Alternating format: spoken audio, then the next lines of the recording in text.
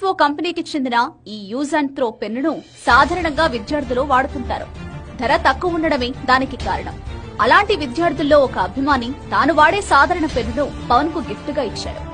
దాని ధర ఎంతని చూడకుండా పవన్ భద్రంగా దాచుకుని డిప్యూటీ సీఎం గా తొలి సంతకం చేయడం అందరినీ ఆకట్టుకుంది. అదొక్కటే కాదు, మరో సందర్భంలో కూడా ఆ పెన్ను విలువను పవన్ చాటి చెప్పారు. ఎమ్మెల్యేగా గెలిచిన తర్వాత అన్న చిరంజీవి ఇంటికి పవన్ వచ్చారు. అప్పుడు చిరంజీవి సతీమణి తన వదిన అయిన Surekha Montblanc special edition పెన్నును పవన్ కు బహుమతిగా ఇచ్చారు. ₹1,00,000 పైగానే ఆ పెన్ను ధర ఉంటుంది.